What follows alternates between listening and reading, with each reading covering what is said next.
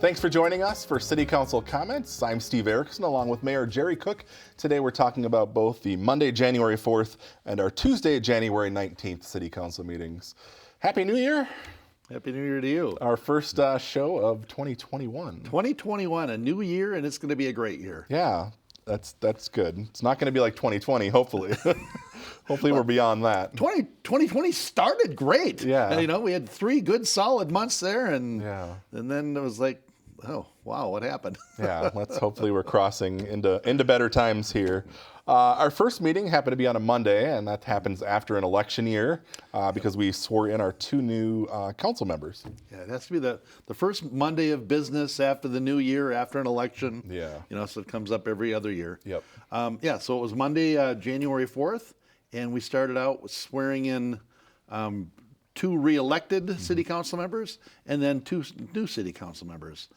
Council members Griskowiak, Ward 1, and Geisler, Ward 4, were sworn in for their second 4-year term. And then council members Rayrauer and Carlson were sworn in as new council members for brand new 4-year terms. Yeah, so Carrie Rayrauer is the representative now in Ward 2, Yep. and Pat Carlson is our at-large representative. Right. And the at-large is also the mayor pro tem.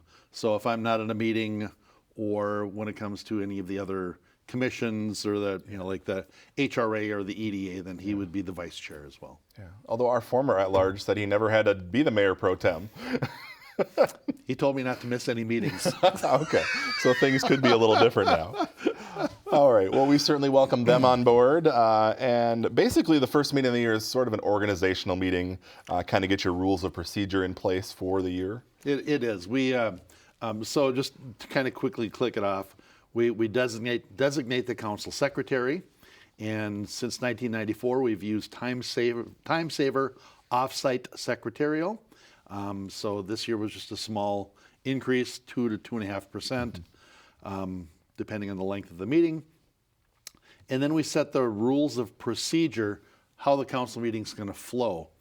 And the last time we really changed that was when I first became mayor.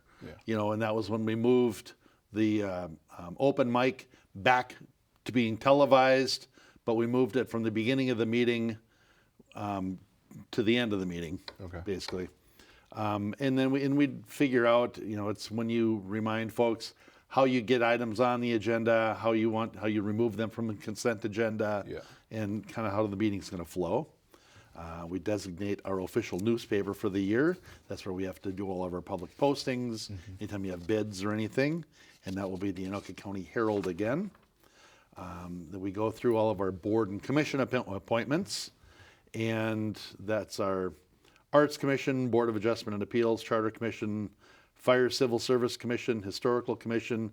Now, keep track of this at home because these are all great organizations or commissions to get involved in if you want to jump in. Park and Recreation Commission, Planning Commission, Safety Commission, Sustainability Commission.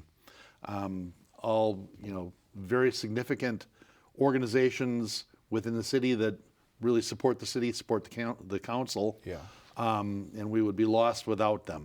So we went through and made our appointments to the committees, and some of them, like Mary Ann Keene, she's been the chair of the Arts Commission for a long time, and a lot of the names on here are pretty familiar names. I won't go through all of them again. We did them all at the council meeting. And then we would go through the council appointments because the council serves on several advisory commissions. Like the Anoka County Joint Law Enforcement Council, Anoka Hennepin Community Ed Advisory Council, Local Governments Information Systems, Minnesota Metro Tourism Twin City Gateway, Schwann Super Rink Joint Board, Anoka County Fire Protection Council, Coon Rapids Fire Relief Association, North Metro Mayors Association, which their bylaws require the mayor, of course, to be appointed. And just last night, actually, I just started my second 2-year term as the president of the North Metro Mayors Association.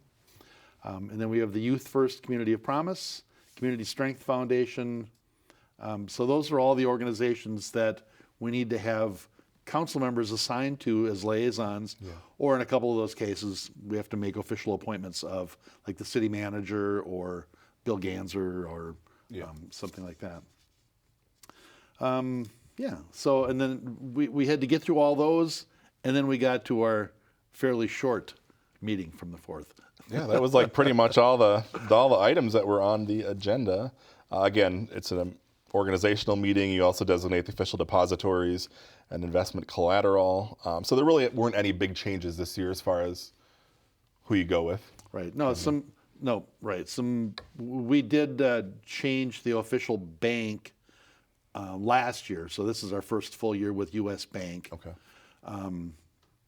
And let's see. And then with the other item we did under our new business was accept the plans and specifications for our 2021 well rehabilitation, booster upgrades, and authorizing solicitation of bids. We're on an 8-year cycle. Every 8 years, we try and get through all of our wells, all of our freshwater systems, basically, to make sure we're maintaining good, solid systems. We're in our 8th year. We'll start over again next year, and because we've been keeping everything up now very well, it should start tapering off in our annual expense. Okay. So. All right. That was the highlight, other than the organizational stuff. That was the highlight. Yep. All right. Moving forward to our second meeting in January, which took place on our regular third Tuesday of the month. One of the first items there was accepting the minutes from the December 3rd, 2020 Coon Rapids Home Improvement Foundation meeting and dissolving the Coon Rapids Home Improvement Foundation. This is something you guys talked about last year, and this is a change that pretty much goes into effect now? Right. Or did in December? Yeah. So, and what this came from was nothing that the board had done. The board has done tremendous service for the city of Coon Rapids, and they are responsible for finding responsible ways of spending the Mortgage Assistance Foundation's money, which was acquired through the sale of bonds back in the 80s. And they've done a tremendous job with a Home for Generations, with the Front Door program, with just all sorts of things. But there was a Governmental Accounting Standards Board Statement number 84 that suddenly threw a wrench into how that organization worked. We tried to figure out a way to allow it to continue in its current, it just wasn't a way. So the advisory board has their annual meeting in December, and they voted to dissolve, and then 8 of the 9 members are interested in serving in however we reformat it, either as a committee or a commission or an advisory or something. So that'll be on our agenda very shortly here. Because it's really important to keep that group together, working with their focus and their attention on our older housing stock and on just maintaining our housing stock and keeping us a vital community. Yeah, and it sounds like that was what was important to that group as a whole, that even though the name or however it's operating is changing, that we keep that money dedicated to housing improvements. Right. Yeah, and that's the kind of the one change is they've always had the money really under their control for the most part. And now the money has had to go back to the city. This council is very supportive of them. And I would anticipate future councils will be, but it is at the, it is up to future councils. Suddenly somebody could change it now. But I can't imagine that would happen. Because it's just such a great organization, again, providing so much service for the city. So it really serves more as an advisory commission like our other commissions, it seems like, and they'll make recommendations to council, but council has to formally approve the money. We haven't established how they're going to function yet. Prior to this, we approve their meeting minutes annually, but they have their own money that they can allocate for things that didn't require council approval. There's another corpus of funds that they didn't have immediate access to. The council did have to approve withdrawing from those funds. But now I believe we'll have to basically any money that they want to spend. I can't imagine us denying it based on historically what they've done. So our great programs will continue, including the Home for Generations or the Front Door program, correct? Yep. Well, Home for Generations 2 will continue. Yeah. And that's for the larger projects in excess of $35,000. And then the Front Door project is that, I just think it was marvelous, to improve curb appeal. Because that's just so important, to be able to drive by and go, oh, these are really nice looking homes. New front doors, little overhangs, driveways, whatever it is. So. All right. I don't have the official. This is just a printed copy of the newsletter, but everybody should have received this in the last couple of weeks. But there is more details about the Home for Generations 2 program, as well as Front Door. They are doing the Front Door again this year, and that deadline will be coming up here, it sounds like, by about March. So look for information on the city's website if you're interested. Apply, and usually they have to raffle off the winners of those funds because there's much more demand than there are grants. Yeah, although we've increased the amount of the grants, so we'll just see how that goes. All right. Yeah, that Coon Rapids newsletter that you held up that everybody should have gotten. Yes. Don't just throw that in recycling. Make sure you look at that. Go to that if you want to know what's going on in the city. Yeah. Don't go to social media because here's actually what's going on. Yeah, this is accurate information in here, and even I had to bring it to the show to be informed. Yep. All right, moving forward, Council adopted a resolution accepting a donation for a park bench. This is something we do from time to time. Yeah, so folks will, in this case, Harry and Penny Heil donated $700 to purchase a park bench as a memorial to their son, Michael J. Heil, and the bench will be located in Crooked Lake Park. And it's just a really nice way to remember someone, to if you have a particular attachment to a certain park, you can work with our Parks Department and say, I'd like to donate a bench for there. So it's a nice tribute. All right. Council adopted a resolution calling for a public hearing to vacate a water main easement at Menards. There's been a lot of activity over there in the last, been at least half a year or so. Oh, I think it was most of last year. Yeah. Yeah, and it was so funny because it required nothing from the city council. Yeah. And I try and watch planning commission meetings, but I don't even remember if there was anything in the planning commission on this. All of a sudden, there's these huge piles of dirt at Menards, and you're going, "What's going on over there?" And that kind of started at a council meeting where someone asked, "What are these big piles of dirt?" Right. And we're like, and we finally realized it was a new garden center. Yeah, they're adding a garden center. But because they were going to be covering even more of their impervious area, they had to increase their water storage capacity underground. So that's why it became this huge project that consumed half the parking lot because they had to do so much underground work. So at any rate, because now everything is shifting, we have to move where the easement is for the water mains and things like that. So this is just an action to vacate their current easement, and then we will reestablish an easement, wherever the proper place is based on their new lines. Yeah. But anyway, it's always good to see our businesses making improvements like that. It's always a busy place. You love it to see them when they do big investments in the community like that. It means they're probably doing well, and it's great service for our communities. Yeah. All right.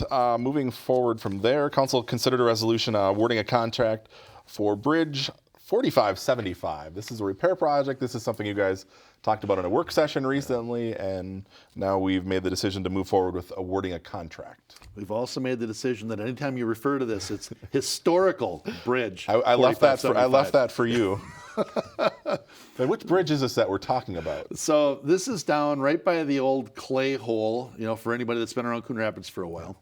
It's Coon Rapids Boulevard, and what used to be Avocet, now it's Zilla. Thank you. And it's just north and east of that. This used to be the road. If you were taking Highway 10 through Coon Rapids, you crossed this bridge. And now it's part of our trail system. Yeah. After Coon Rapids Boulevard, after Highway 10 moved north, Coon Rapids Boulevard created an overpass over the railroad tracks and realigned. The bridge is this really solid old concrete bridge that was just in need of a lot of maintenance. That it's some spalling concrete. The runways were in bad shape. The yellow paint isn't great. That's yellow? Yeah, apparently. And we put it out for bids last year, and the bids came in 30% higher than what they estimated. And so they said, let's just wait and see if we can get a more favorable bidding time. Yeah. Put it out for bids. Last time we only had one bid. This time we had 3 bids. Okay. And all 3 bids came in significantly higher than the engineer's estimate. And apparently there's like and I don't remember if it was a trip charge. There's some charge that each of the contractors recognized that caused it to be higher than what we estimated. At any rate, we're awarding the bid to, I believe, Redstone Construction LLC in the amount of $203,000. And they're going to get that done this summer, and that should be nice. Okay. We actually tabled it in December, had a workshop on it because we wanted to find out what was actually being done to the bridge to see if we should consider more of a nicer facade to it, since that really is kind of part of the gateway into Coon Rapids. But it would have added another like $100,000 to add any kind of facade to it. And then a lot of that would have been covered with streetscape and landscaping anyway. Yeah. So we decided, let's just get what needs to be done finished. It'll look nicer. And then eventually when we can kind of redo that whole area, then if we need to add something to that bridge, we can add it then. Okay. So the bridge itself is structurally sound. It was more Structurally just sound. cosmetic issues? Well, yeah. I mean, the bridge is designed for tractor trailers and everything else. That was Highway 10. Yeah. And now it's just a trail bridge. Okay. So it's far overbuilt for what it's doing now. Yeah.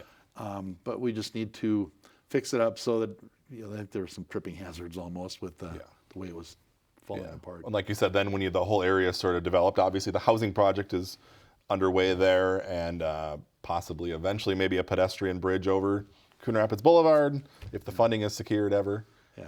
So we could maybe see some improvements down the line there. Well, right. And then you've got the whole Al Flynn Park that'll be redone at some point.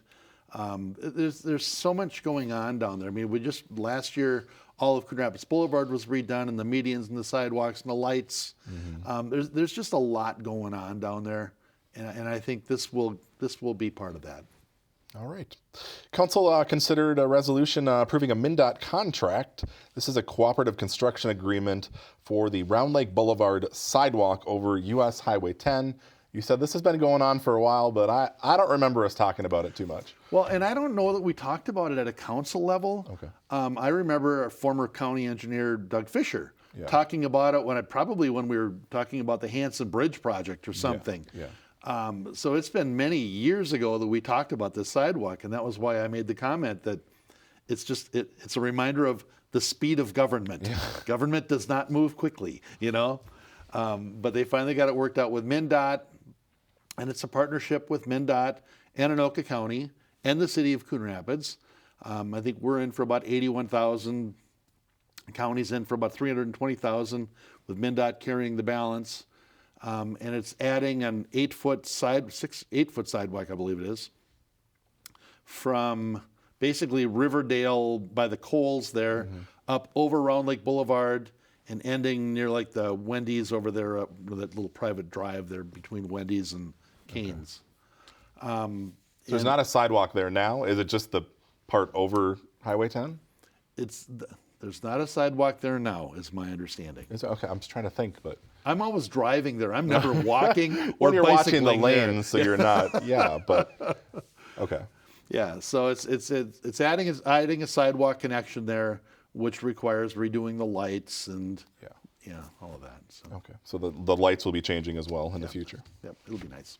All right. Council considered a resolution accepting plans and specifications for Crooked Lake Boulevard, as well as Robinson Drive, Mill, and Overlay. Sounds like those roads could use a little help.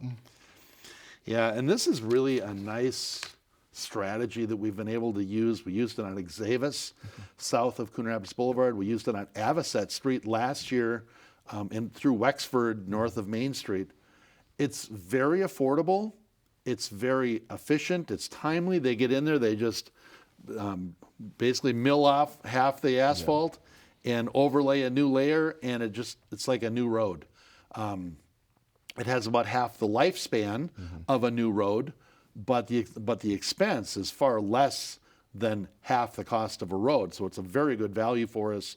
It provides a really good return on investment for our residents, and it gets the road into good shape quicker. Yeah. What I did like was to find out, the Robinson Drive, they're basically going from City Hall over to Egret Boulevard, kind of winding through the neighborhood there. Yep.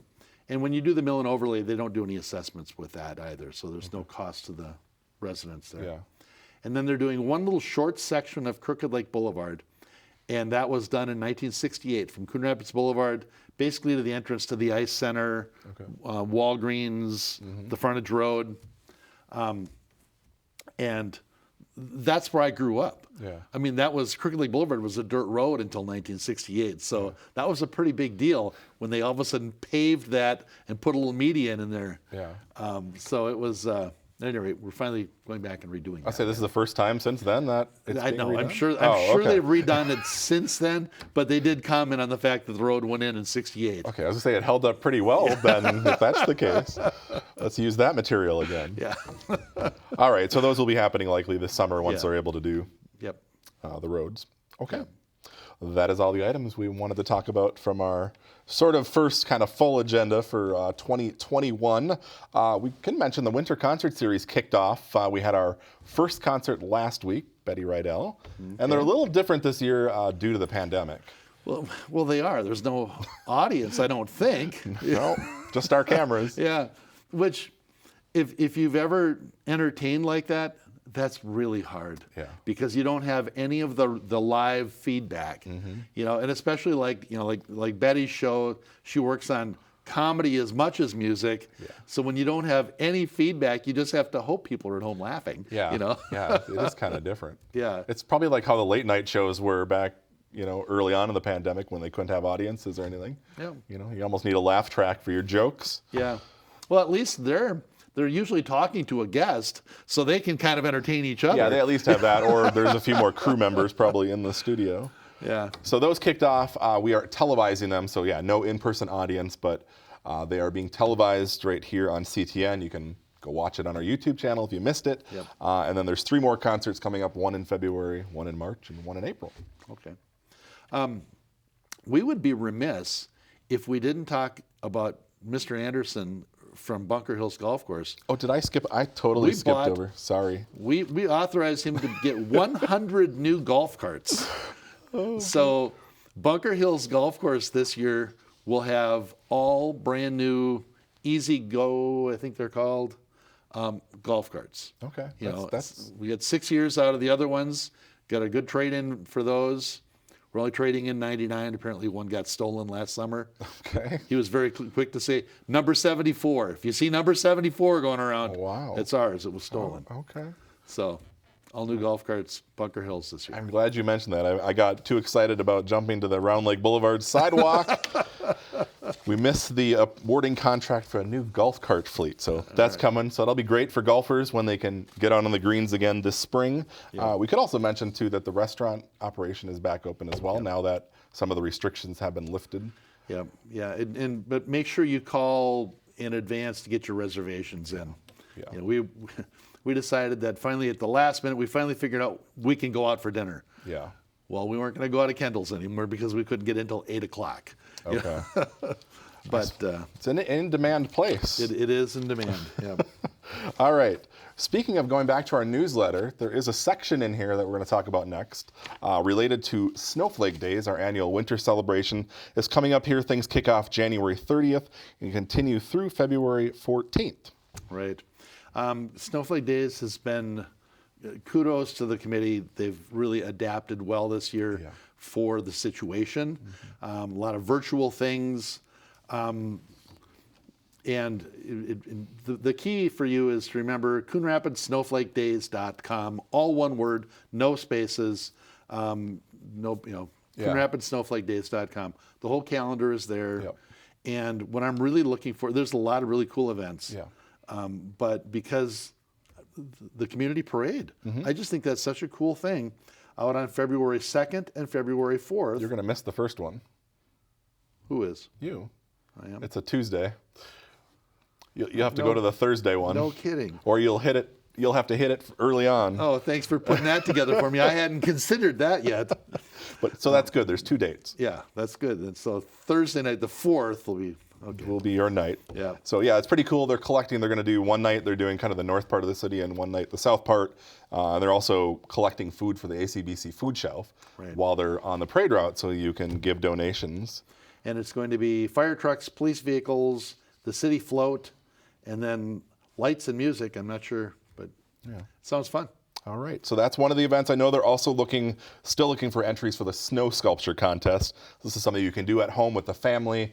They want you to register early, but you have until like February 11th to actually complete your sculpture. And it sounds like we could get snow this weekend, so get your sculpture together. Yeah, there's a snowflake challenge, creating a snowflake, a disc golf tournament, an outdoor skate at Sand Creek Park, and then of course the adult medallion hunt. Okay.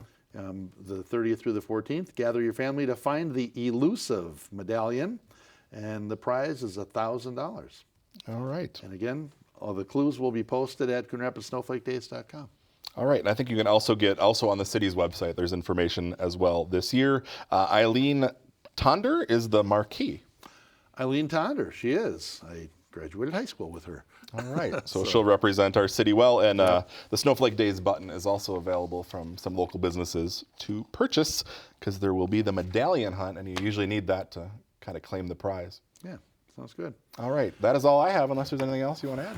Nope. Wish us well. Next week we're having the carnival meeting for the 4th of July to figure out what's this going to look like. What we're doing. Unfortunately, we weren't able to do one last year, and I just got to believe that by this July we'll be able to do it. Hopefully, and I know they've sort of finalized the summer concert series actually, so obviously, depending on regulations, things could change there, but we can hold out hope that there will be summer concerts in the park this year. Yeah. And then speaking of our marquee, Eileen Tonder, we've had some conversations. We're trying to bring back an all-class reunion to go in conjunction with the carnival. So that'll be part of what I'll be presenting to them next week. All right. Well, good luck. We'll look forward to hearing more about what is decided. Yeah. So, nope, that's all I've got. All right. Well, appreciate you coming in today and talking to us about our 2 meetings in January. Thank you at home for watching, and we'll see you back here in February.